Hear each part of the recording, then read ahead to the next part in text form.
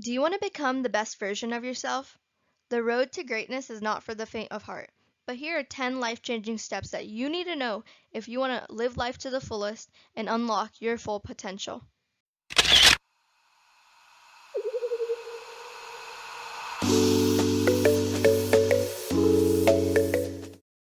Before you even continue to watch this video, I want you to pause and ask yourself this question. Do you actually want to become the best you? If you don't have the full confidence to answer this question, then I can totally help you out. The truth is, people who do want to be the best have the confidence to want to become the best in the first place. But if you don't, it might be because you've been told this lie over and over again. Here's the lie. Hard work is all it takes to be the best. The thing is, hard work doesn't always pay off. When we work hard at something, all that happens is we get good at doing that thing. So if you're counting pennies at a cashier at Walmart, you'll be good at counting pennies. And hey, you might even become the best at it. But is this the best version of yourself? The dilemma is if people don't love what they're doing, they will become the best at what they hate. If you don't love what you're doing and you're satisfied with living the life of mediocrity, here's my advice to you. Stop watching this video. It's going to be a waste of time for you. But if you're unsatisfied and want to become a better person, there's hope. I know there's hope because there's so much proof of it. Here's the big idea. When you truly study top performers in any field, what sets them apart is not their physical skill, but it's how they control their minds. The simple equation to be your best is best version of you equals purpose times courage times control times luck times hard work. To be your absolute best, you must gain control in each of these variables. But first, if any time while reading this post, you say to yourself the following, I've heard this before, or this won't work for me, then it's time to go back to square one. Are you sure you really want to be the best? Here are 10 life-changing steps that you need to know. Step 1. Know your purpose. You need to ask yourself what you really love to do. What is your calling? Think about what you're putting the most effort into right now. Now think about yourself after 5, 10, or 15 years of doing your job. And ask yourself, would you be satisfied? And is that the absolute best version of you? What do you want to be the best at? And being the best doesn't have to be something that includes fame, fortune, or even a career option. You can be the best parent, the best friend, the best employee, the best leader. Figure out what you like doing and what you enjoy, what you want to be the best in, and find your calling. Put your absolute effort into this, your main goal. Step 2. Embrace fear or failure. You've been told this so many times, and I know you have because everyone has. You might not make it. You need to realize that you might fail in your first few tries. Does this mean you should give up? No. Letting yourself accept failing will push you farther than anything else. When you accept failure, you're not scared of it anymore. Research shows that we should have dreams that we think we only have a 60% success rate in. Do your goals make you afraid? No? Then they're probably too easy. Aim higher. You need to aim for your full potential. Fear is a killer of success. If you're scared to do anything, you won't ever succeed. Step 3. Control your mind. Studies have shown that we're not focused on what we're doing 46.9% of the time we're conscious. This is a phenomenon called mind wandering, when you're mentally checked out and not focused on the outside world or what we're doing. And here's the fact. People are not happy when they mind wander. This means that half of the time you're conscious, you are not happy. When we mind wander, we're on autopilot, setting goals on what others have already achieved, accepting that certain things are impossible. Why do you think that you can't do that? Because you don't know anyone who has? Are your mental limitations actually true? Think about them and set realistic goals for yourself that don't have any things that are impossible. Step 4. Harness your systems. Great people think bigger, and that's just the truth. There are two ways you can think with your brain, System 1 and System 2. System 1 is an automatic, fast way of thinking. System 2 is a way of thinking that's slow, deliberate, and thoughtful. It's used when you're thinking out of the box and making tough decisions. How do you use System 2? It requires one and only one thing, which is undivided attention. With System 2, you can do so many things. It helps you make dream bigger dreams and turn your goals into reality. Here's the catch. Most people don't give their dreams undivided attention, so most people can't really go to system 2. They're usually thinking about their dreams when they're sitting on their couch watching TV, eating a snack. If you really, really want success, you really want success and you really want to succeed, you need to use system 2 and you need to give your goals 100% action. Step 5. Expect luck. You need to question your unconscious expectations. Top performers believe they're lucky. They believe in the power of possibilities, and this belief radically changes their success. There are two types of luck: stable and fleeting.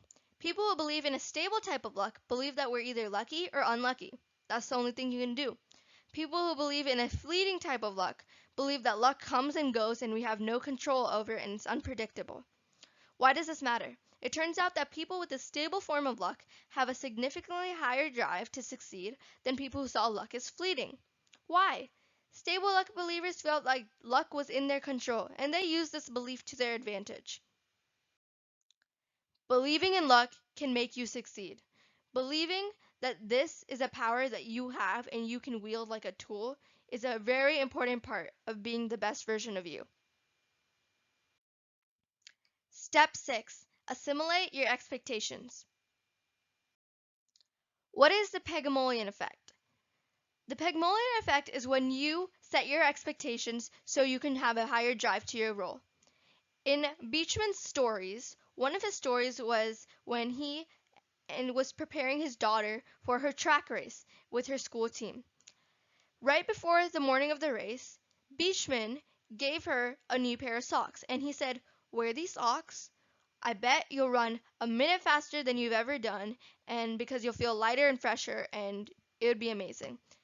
When he said that, he basically primed his daughter to win the race. She had the best race of her life that day, and she won. And this is because expectations were set for her. And this is a phenomenon in which other people's expectations about someone changes behavior and performance. You don't have to believe in luck to be the best version of yourself, but you should rather believe in expectations. They cannot be avoided, but they can only be changed. Setting positive expectations for yourself can change so much. For example, Rosenthal, a scientist, went to a school and told the teachers that certain students were considered high achievers based on a recent Harvard test. The trick was that none of these students were actually high achievers, and they were no smarter, no more talented than the rest of the kids. Actually, though, the surprising thing is that these students performed higher overall based on their expectations. This is just another example of how your expectations can affect you so much. Step 7. Avoid mental handicapping. While positive expectations can increase our success, negative expectations can harm them. A nocebo is a believed negative effect from an expectation about us. The research. Harvard actually published an article saying exactly how powerful this theory is. Volunteers were told that an electric current would pass through their heads and may cause a headache. 2/3 of the volunteers actually developed a headache despite no actual current being passed through the room. Volunteers who had allergies were also given an injection and told it contained a food they were allergic to. The injection was only salt water, but they produced allergic symptoms in many of the volunteers. These are just examples in the medical field, but that's not the only ones that make them so harmful. We're exposed to nocebos everywhere. How many times do people tell us that we just can't do things, and when do we believe them? Negative expectations are present everywhere in your life, and having a light mind implies that you need to get rid of the negative thoughts as well as get positive ones. Step 8. Hustle, don't excuse. You need to take action. There's a direct correlation between excuses and success. Excuses in college students affect the grade point average. College students who had more excuses for why they weren't performing so well did not perform so well. If something isn't the best in your life, you need to take action. Things come to those who wait, but only the things left by those who hustle. If you hustle and you have that drive to succeed, commit and have a clear goal. Those are two things you need to do if you want to be the best version of yourself. Step 9. Be great, not perfect. You need to realize that every top performer in history has had bad days, a lot of bad days. But here's the deal, top performers don't do things perfectly, they do things purposely. They do things to succeed, they don't expect success at the first try. Perfect is just another excuse in a fancy costume. You will make mistakes and you will have bad days. You will have hurdles, but you need to ask yourself, was that the best I could do? Don't strive for perfection, strive for the best you can do. And doing this will help you go so much farther. Even just doing 1% better every day will give you over 100% better after 3 months. This is the power of thinking in steps. Thinking slowly and deliberately, instead of looking at the entire goal and thinking about how far away it is, think about what you can do today and tomorrow, and keep going, and soon enough you will find yourself right next to your goal. Step 10. Reframe your competition. Competition is fueling. You know as well as I do. Competition makes people achieve more. Competitors fuel you, and they can inspire you. Look at the analogy of a racetrack. When you're in the first position, you don't see anyone in front of you. You have zero competition and everyone is behind you. When you're in the 8th place, you see everyone, but you're not beating anyone and you need to pass by all of them. There's too much competition. When there's no competition, the only person to compare yourself to is yourself. In other words, a great competitor raises your expectations, shatters your idea of what's possible, sets the bar higher, and dares you to go even higher than that. Being a top performer means you use this to inspire you, not hinder you. The best position in a race is actually the middle, which is a marquee position, when you have your competition in front of you and you have a good chance of being able to pass them. The last thing I really just want to tell you is if you plan on being anything less than you're capable of being, you'll probably be unhappy all the days of your life. Thank you for watching this video. I hope you use these 10 steps to become the best version of you. For more videos like this, please like, share, and subscribe to the Success Bistro.